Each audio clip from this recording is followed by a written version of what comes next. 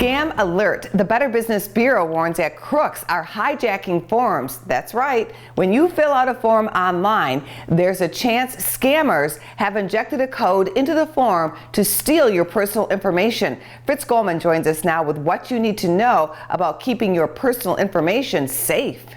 Okay, scam alert, folks. Thanks for joining us. Tom Johnson, who's with the Better Business Bureau, Vice President there. We're talking about something that's a little esoteric, and I hadn't actually even thought of it. I've seen what we're talking about, and that is online forms.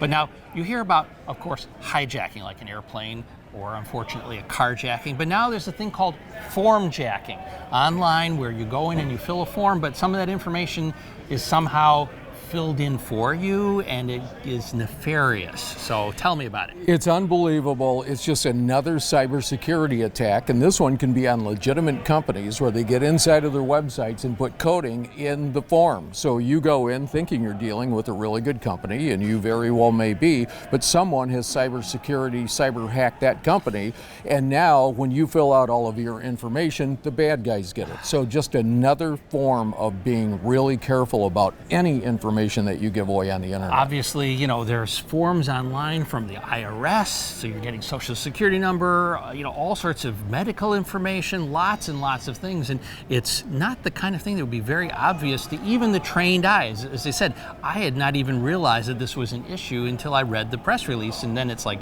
uh-oh, another thing to consider. So how do we know if this is happening?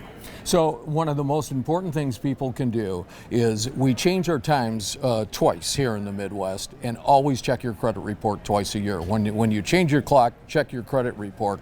And we highly recommend to people, Fritz, that if you are not using credit to go out and buy a new house or a home, or freeze your credit and then unfreeze it if you ever need it. So everybody should freeze their credit and only unfreeze it if you think you're going to need that credit. And freezing a credit means that if somebody is trying to get credit in your name, they've got a flag that will keep them from doing that, because it says, hey, this is locked off from getting it, and you have to go back in and turn it back on. So of course you're in control of it. That's right. So the major credit reporting agencies all offer this free now, that you can freeze and unfreeze anytime that you want to. So it's vital that you do that. So if you end up putting in all your credit card information, your date of birth, your CCV codes, all of that information, and the wrong people get it, they can't then go open up credit on that information. But now they can still steal that information and use it. For example, if you were like putting in an online transaction,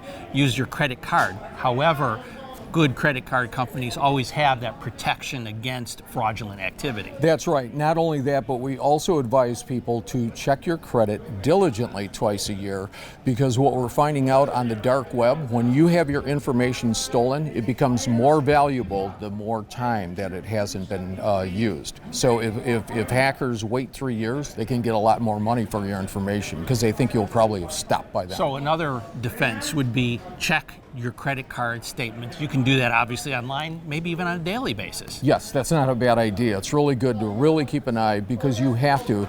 The internet has unfortunately become somewhat of a wild west now in this day and age of cybercrime. Form jacking, oh man, we have to think about all of this problems. Tom Johnson with the Better Business Bureau. Thanks for joining us today. It's always a pleasure. For more Business First AM, check us out on social media. We're on Facebook, YouTube, and Twitter. And go to businessfirstam.com for where to see our show on TV.